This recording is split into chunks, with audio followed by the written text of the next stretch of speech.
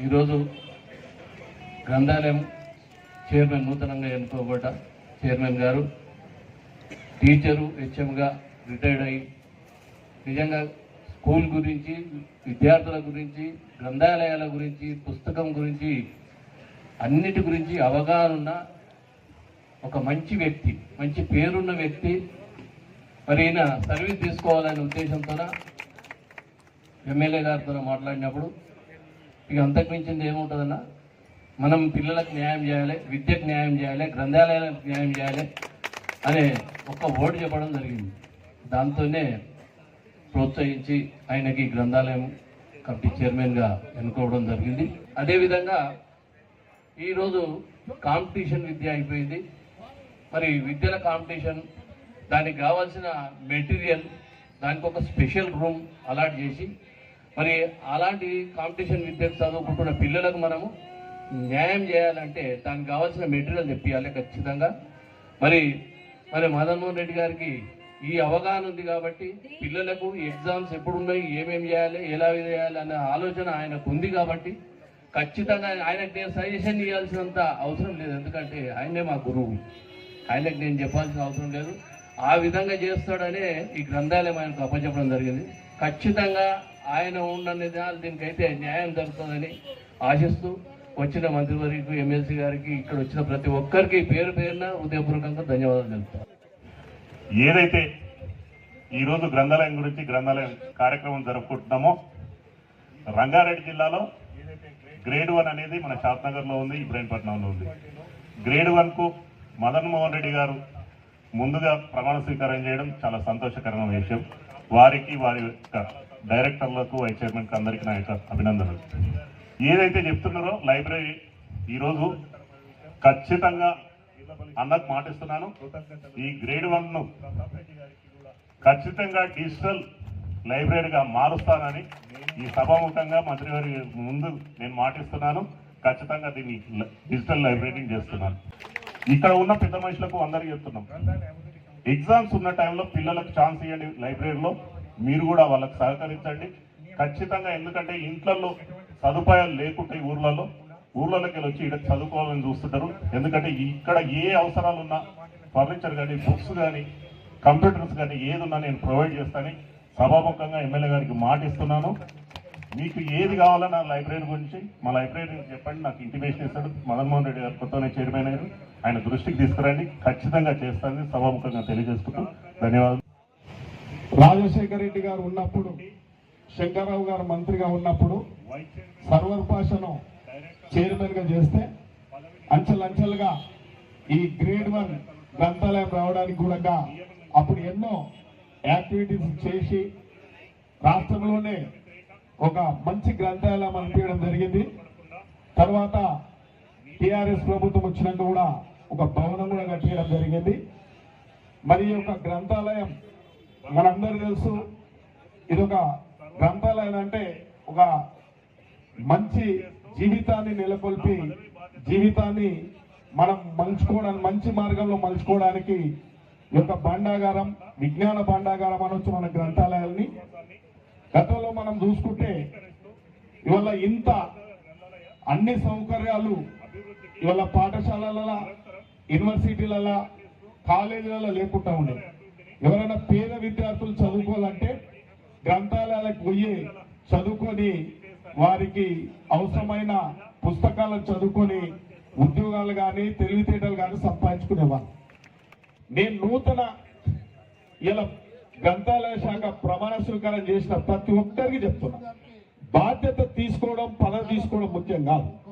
ఆ పదవికి మనం బాధ్యతను వన్నే తెచ్చి పెట్టాలి. మీరందరూ తెలుసు, ఒక ఎమ్మెల్యే ఏ విధంగా పనిచేయాలో ఆ విధంగా పనిచేయాలి, ఒక సర్పంచ్ ఏ విధంగా పనిచేయాలో ఆ విధంగా పనిచేయాలి. ఇప్పుడు ఈ గ్రంథాలయ చైర్మన్ ఏదో తీసుకున్నామా, ఇంట్లో ఉన్నామా కాదు, దాంట్లో ఒక మార్పు పడాలి. మనం ఏం మార్పు తెచ్చినాం, గతంలో ఏం మార్పు ఉండే, గతంలో మీ అందరూ తెలుసు, బిల్డింగ్ ఉండదు కానీ బిల్డింగ్లో వచ్చి కూర్చొని పోయేవాళ్ళే. కానీ అట్లా కాదు, మనకు కొంత మార్పులు తీసుకురావాలి. ఇలా మన పదవికి వన్నె తేవాలి కాబట్టి ఎక్కడైనా కూడా మీరు ప్రతి ఒక్కరికి అందుబాటులో ఉంటూ, మిత్రులు ఇప్పుడే చెప్పి నేను కూడా పోయినసారి విద్యార్థులు నా దగ్గరకు వచ్చారు, అలా కొంచెం మీరు లైబ్రరీ అని చెప్పాలి, ఇంకో 2 గంటలు అదనంగా టైం ఇప్పించాలి, మాకు ఇబ్బంది పెడుతున్నారు, జల్దీ క్లోజ్ చేస్తారంటే నేను మాట్లాడడం జరిగింది. అదేవిధంగా ఏదైనా భోజన వసతులు ఏర్పాటు చేయాలన్నా సిద్ధంగా అని చెప్పిన, ఏదైనా మోడల్ పేపర్లు కావాలన్నా, ఏదైనా సివిల్ కాంపిటీషన్ పడుతున్న పిల్లలకు ఏదైతే ప్రిపేర్ అవుతున్నారో వారందరూ కూడా మనం అందరం సమాజ సేవ చేయడానికే ఈ పదవులు చేపట్టాలి. ఏదో నామూసిగా నేను ఫోటోలు దిగినా, నాకు డైరెక్టర్ వచ్చింది, నాకు చైర్మన్ వచ్చిందంటే దాన్ని ఒప్పుకో. మీ బాధ్యత మీరు సక్రమంగా తీసుకోవాలి. తప్పకుండా మీరు కొంత మార్పు తీసుకురావాలి. గతంలో లాగా కాకుండా ఈ కమిటీ వచ్చిన తర్వాత ఎన్నో మార్పులు వచ్చినాయి. సర్వేర్ పాస్ లైబ్రరీ చైర్మన్ చేసిన రోజు సార్ మర్చిపోయారు. సారే వచ్చిన ఆ రోజు కూడా కాలేజ్ ముంగలు పెట్టి ఎంతో పెద్దగా రాజశేఖర రెడ్డి దగ్గర కూడా తీసుకొని బుక్ లాంచ్ చేయడం జరిగింది. ఏది అడుగుతుంది ఫస్ట్ కంప్యూటర్ నేనే ఇచ్చిన సార్. షాద్నగర్ లో లైబ్రరీకి ఫస్ట్ కంప్యూటర్ 25 ఏళ్ల నాడే నేను కంప్యూటర్ ఇచ్చిన. పుస్తకాలు కూడా అడిగినా కూడా ఏర్పాటు చేయడం జరిగింది. చించోల్ లైబ్రరీ కూడా ఒక 1000 పుస్తకాలు ఏమో ఇవ్వడం జరిగింది. ఇప్పుడు నా జేబులో ప్రతాపన్ అన్నాడు, ఎమ్మెల్యే చెప్పమని చెప్పిండు. ఏం ఇబ్బంది లేదు, ఇంకా ఎమ్మెల్యేని అడగాల్సిన అవసరము ఏముండదు.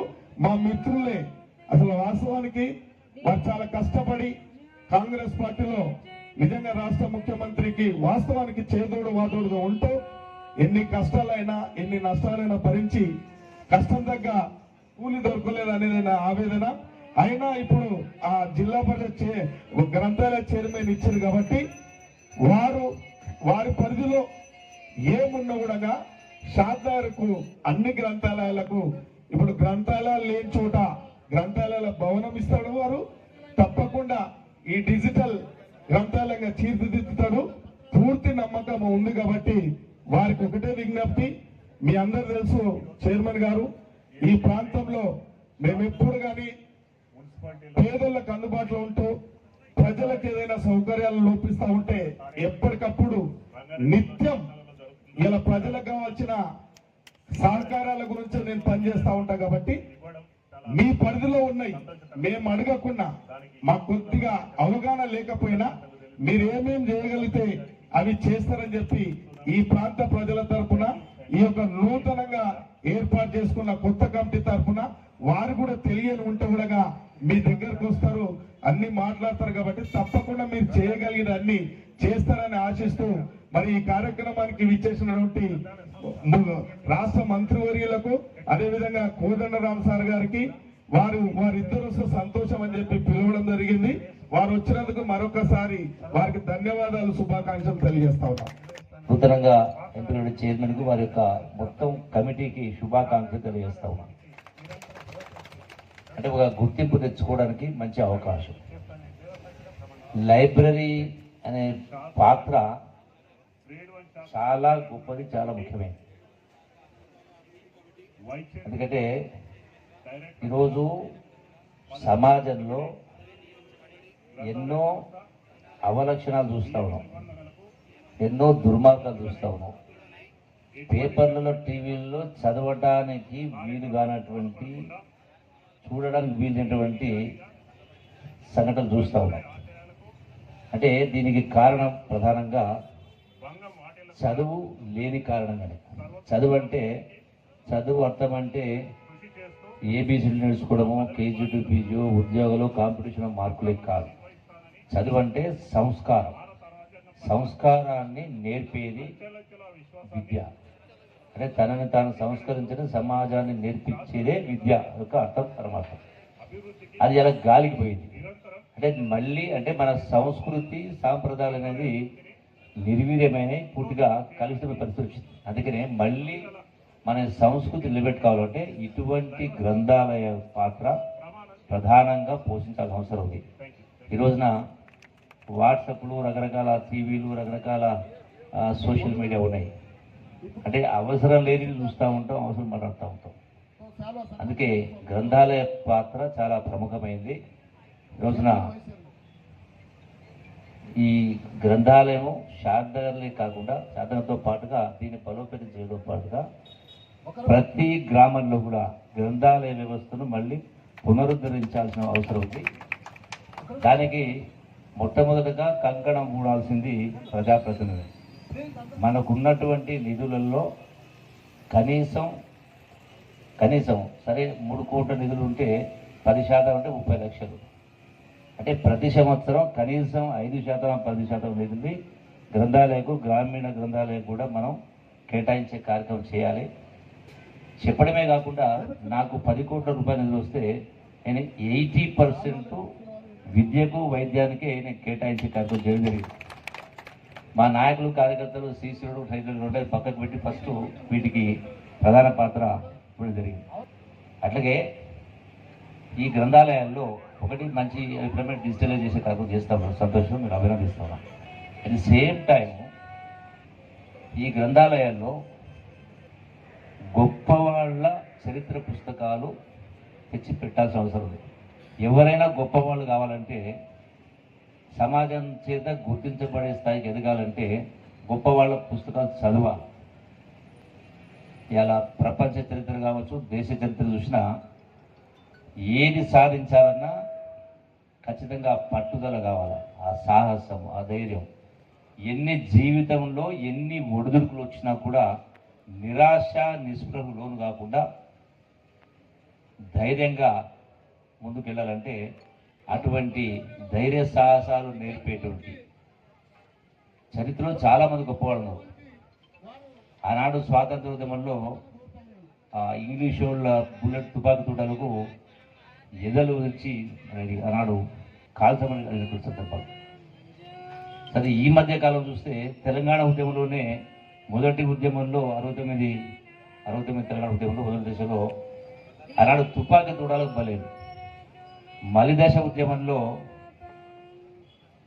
ఆత్మహత్యలు జరిగినాయి, ప్రాణత్యాగాలు చేసి లక్ష్య సాధన కోసం. ఈ రోజున మార్కులు తక్కువ వస్తే, ఫెయిల్ అయితే ఆత్మహత్య చేసుకుంటా ఉన్నారు.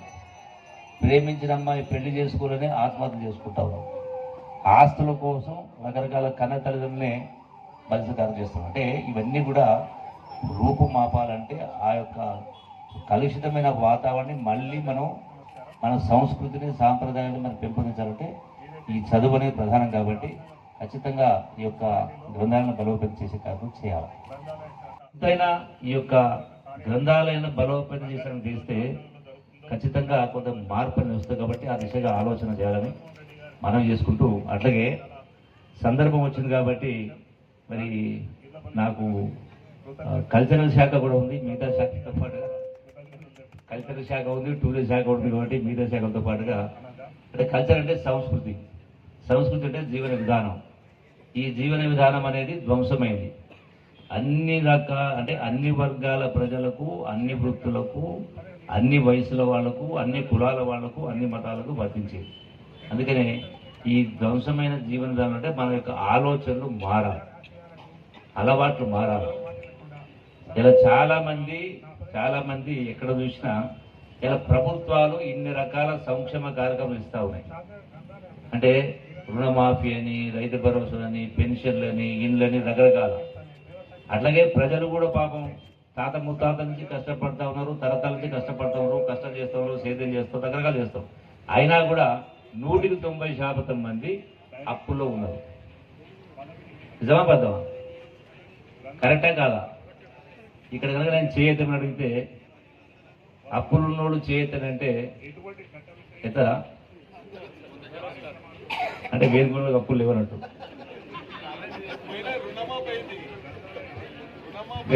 అంటే కొందరు సిగ్గుపడేద్దలేరు. మన నిజామాబాద్లో ఏదో 3-4 వేల మంది కూర్చుంటే నేను అడిగిన అప్పులున్నోడు ఒకసారి చేయొద్దండి అంటే ఒక పోచారం సింహాడి గారు తప్ప మిగతా అందరూ ఎత్తింది. మరి నార్కన్నా కూడా అట్లా అడిగితే దామగడు సార్ తప్ప మిగతా అందరూ ఎత్తింది. అంటే ఏంది దీనికి కారణం? ఎందుకు ఇప్పుడు వస్తూ ఉందంటే అంటే మన వ్యవహారము, మన సంసారాలు ఎత్తుందంటే గుడ్డెద్దు చేలబడ్డట్టుగా ఉంది. అంటే ఆరోగ్యాల పేరు మీద లక్షల రూపాయలు హాస్పిటల్ పాలవుతా ఉన్నాయి, ఆస్తులు అమ్ముతా ఉన్నారు. కన్నబిడ్డలో 3 సంఘటనలు ఉన్నాయి. చదువుల పేరు మీద లక్షలు ఖర్చు పెడుతుంటే అప్పులు చేస్తా ఉన్నారు. ఫంక్షన్ల పేరు మీద లక్షలు ఖర్చు పెడతా ఉన్నారు. అందుకే ఒకసారి ఏ పని చేసే ముందు నిర్ణయం తీసుకుంటూ ఒకసారి మనల్ని మనం ప్రశ్నించుకోవాలి. ఇది అవసరమా, ఏంది, ఎందుకనేది. అప్పుడే మన నిర్ణయం అనేది కరెక్ట్ ఉంటుంది. ఒకరి కోసం చేయడమే కాదు, మనం రేపు పొద్దున చెడిపోతే ఏమంటారు, అది ఇప్పుడు లంగా చెడిపోయినట్టారు. మన దగ్గర తిన్నోళ్ళు తాగినోళ్ళు మన అప్పులు కడతారా? చాలా చేస్తారు. అదే అందుకనే ఈ లైబ్రరీ పాత ఎందుకంటా ఉందంటే ప్రతి ఒక్కరం కూడా ప్రతి ఇంట్లో కూడా లైబ్రరీ ఉండాలి. చదువుకునే పిల్లలు ఉన్నారు, ప్రతి ఇంట్లో పేపర్ కలిగిన పేపర్ ఉండాలి, ప్రతి ఇంట్లో గొప్ప వాళ్ళ పుస్తకాలు ఉండాలి. ఇటువంటి లైబ్రరీలో కూడా పూర్తిగా ఉన్నటువంటి కెపాసిటీ సరిపోకుండా ఉండాలి. సీట్లు ఖాళీ ఉండకూడదు. అంటే ఆ స్థాయిలో దీన్ని ఉపయోగించుకున్నప్పుడే ఈరోజు గౌరవ శాసనసభ్యులు శంకర్ గారు మరి ఇంత కార్యక్రమం ఏర్పాటు చేసి ఒక మరి స్వరూప్ భవన్ ఒక మంచి గొప్ప వ్యక్తిని లైబ్రరీ చైర్మన్ చేసిందంటే, ఇంతమంది కమిటీ ఏర్పాటు చేసినంటే మరి సార్థకత ఉండాలంటే ఈ లైబ్రరీ అనేది మరి ఎప్పుడు నిండుగా ఉన్నప్పుడే, అన్ని పుస్తకాలు ఉన్నప్పుడే ఈ మీటింగ్ అర్థం ఉంటుంది. కాబట్టి ఆ దిశగా అందరూ కూడా ఆలోచన చేయాలని చెప్పని మరి ఈ సందర్భంగా నన్ను ఇక్కడ పిలిచినందుకు మరొకసారి మాట్లాడే అవకాశం వచ్చింది. మీ అందరికీ ధన్యవాదాలు తెలియజేస్తూ సెలవు తీసుకుంటున్నాను. Thank you. ఇది కష్టమైన పని, కానీ ఇష్టంగా చేయగలిగే పని కూడా. ఇవాళ రేపు పిల్లలు వస్తున్నారు లైబ్రరీకి. నేను అడిగితే ఒక 100 మంది దాకా ప్రతిరోజు ఇక్కడికి వస్తున్నారు. ఆ 100 మంది వస్తున్నారంటే మరి అంత ప్రభావం చూపగలిగేటువంటి శక్తి మీ చేతుల్లో ఉన్నది. పిల్లలు కోరుకునేది మంచి పుస్తకాలు, పోటీ పరీక్షలకు కావలసినటువంటి పుస్తకాలు ప్రత్యేకంగా, దాంతోపాటుగా డిజిటల్గా దొరికే పుస్తకాలు మనం చదువుకోవటానికి కొంత సౌకర్యము, కంప్యూటర్ సౌకర్యము, ఇవి అందరూ కోరుకుంటున్నారు ఇవాళ రేపు. అదృష్టం కొద్దీ ఇక్కడ ఒక మంచి భవనం అయితే ఇప్పటికే నిర్మాణం అయ్యింది. ఆ భవనంతో పాటు కొంత పుస్తకాలు డిజిటల్ లైబ్రరీ ఎట్లాగో ఇప్పుడే జిల్లా గ్రంథాలయ సంస్థ చైర్మన్ గారు పరుస్తానన్నారు. దాంతోపాటుగా ఇవి కూడా ఏర్పాటు చేయగలిగితే చాలా బాగుంటుంది. చాలా కీలకం. ఈ లైబ్రరీలే మన రాష్ట్ర చరిత్రను మార్చేసింది. ఒకప్పుడు పుస్తకం దొరకటం కష్టంగా ఉండేది, అందుకే పుస్తకం హస్తభూషణం అన్నారు ఆ రోజుల్లో. ఇవాళ కావలసిన పుస్తకాలు మనకు దొరుకుతున్నాయి, కాకపోతే కొనుక్కోవటం అందరికీ సాధ్యం కాకపోవచ్చు. ఆ పుస్తకం మనం చదువుకోవటం, స్వాతంత్రోద్యమ కాలంలో ఈ లైబ్రరీలోనే కూర్చొని రోజు న్యూస్ పేపర్ చదివి అందరు కూర్చొని వినేది, దానిపైన మాట్లాడుకునేది. ఆ తర్వాత కాలంలో అక్కడనే వక్తృత్వ పోటీలు పెట్టేది, ఎలోక్యూషన్ కాంపిటీషన్, ఎస్ఏ రైటింగ్ కాంపిటీషన్లు జరిపి పిల్లల్ని కొంచెం చైతన్యపరిచి మోటివేట్ చేసే ప్రయత్నం కూడా చేసేవాళ్ళు. చాలా మంది మన దగ్గర నాయకులు ఈ గ్రంథాలయాల నుంచి ఎదిగినటువంటి వాళ్ళు. చాలా కీలకమైనది. అనా గ్రంథాలయ సంస్థ పెట్టి వటికోట ఆల్వార్ స్వామి ఇంటింటికి తిరిగి పుస్తకాలు అందజేసి ప్రజలకు కావలసిన సమాచారాన్ని తెలియజేసే ప్రయత్నం చేశారు. చాలా కీలకమైన పని ఇది. ఆ పని నిర్వర్తించే అవకాశం మీకు దొరికింది. షాద్నగర్లో కీలకమైన పాత్ర మీదే అవుతుంది. ఆ పాత్ర ఇది తక్కువనో ఎక్కువనో మనం అనుకుంటే చాలా పొరపాటు. ఎవరి చేతిలో పుస్తకం ఉందో, సమాచారం ఉందో వాళ్ళదే ఈ మధ్యకాలంలో కొంత ప్రధానమైన స్థానం అవుతుంది. ఆ కీలకమైన పదవి దొరికినందుకు మీ అందరినీ కూడా నేను అభినందిస్తున్నా.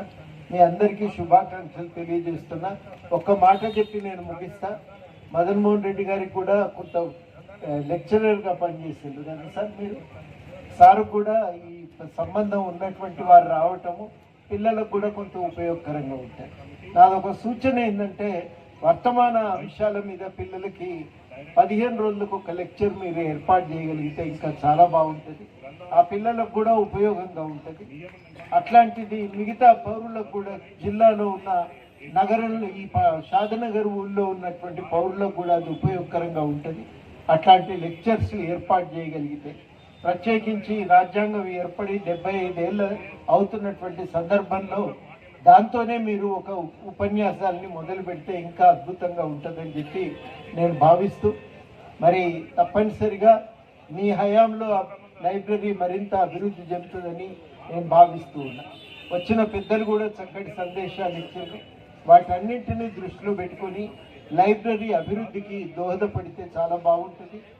నాకు నుంచి చేయగల పని ఏదన్నా ఉందనుకుంటే మీరు అడిగితే తప్పకుండా సహకరిస్తానని మీ అందరికీ కూడా హామీ ఇస్తూ ఈ అవకాశం ఇచ్చినందుకు కృతజ్ఞతలతో సెలవు. జై తెలంగాణ. ఇంట్లో కూర్చుంటారు. అదే లైబ్రరీ ఓపెన్ ఉంటే అందరు రావడానికి చదువుకోవడానికి అనుకూలంగా ఉంటుంది. కనుక లైబ్రరీ ఓపెన్ పెట్టి మధ్యలో వారం రోజులు ఏదైనా ఒక రోజు మనం బంద్ చేయడానికి కూడా మీరు అనుమతిస్తే మరి ఈ ప్రతాప్ గారితో వారితో నాకు మాట్లాడతాను. మరి మీరు అనుమతి ఇవ్వాల్సింది నేను సభాముఖంగా విజ్ఞప్తి చేస్తున్నాను. పరీక్షలు రాయడానికి విద్యార్థులకు ఒక క్వశ్చన్ బ్యాంక్స్ ఇవ్వాలని కూడా ప్రణాళిక చేశాం. దానికి మా ఎమ్మెల్యే గారు కూడా సహకరిస్తారని చెప్పి ఆశిస్తూ వారి నిర్ణయం చెప్పారు. మనం క్వశ్చన్ బ్యాంక్ సిద్ధం చేయడం, విద్యార్థులను పరీక్షలు సిద్ధం చేసే కార్యక్రమాన్ని చేపట్టండి, నా వంతు సహకారం ఉంటుందని కూడా వారు మనం చెప్పిన లక్ష్యంగా మరి వారు కూడా చాలా విద్యాభిమాని. మనము ప్రజలకు ఏమి ఇవ్వాల్సిన అవసరం లేదు. ఒక విద్య ఒక ఆరోగ్యం ఇచ్చినాం అనుకోండి అన్నీ సరిపోతాయి. పుస్తకాల బదులు ఈ రెండు కార్యక్రమాలు చేపడితే నిజంగా బాగుంటుంది. కనుక ఆ విషయంలో శ్రద్ధ చూపాల్సిందిగా నేను మన శంకర్ గారిని కోరుతున్నా. ఇప్పటికీ వారు విద్య కోసం మనం మొదలుపెట్టారు. చాలా పాఠశాలకు మౌలిక పాఠశాలకు కంపౌండ్ కట్టించారు, సొంత డబ్బులు ఇచ్చి కట్టించారు. గవర్నమెంట్తో ప్రయత్నం చేస్తే కూడా సాధ్యం కాదు. కానీ మరి వారి సొంతమైన నిధులతో యొక్క కంపౌండ్ వాళ్ళు కట్టించడం అనేది ఎంత గొప్పగా ఉంది. అనేక పాఠశాలలు కూడా సహకరిస్తున్నారు వారు. కనుక ఈ కార్యక్రమాన్ని కూడా వారు తీసుకుంటే బాగుంటుందని చెప్పి నేను అనుకుంటూ మాకు సహకరించాల్సిందిగా నేను సభాముఖంగా వారిని విజ్ఞప్తి చేస్తున్నాను. తయారు చేశాము, ఈ సభాముఖం చెప్పుకుంటే బాగుంటుందని చెప్పి అనుకుంటున్నాను. ఈ యొక్క బిల్డింగ్ పైన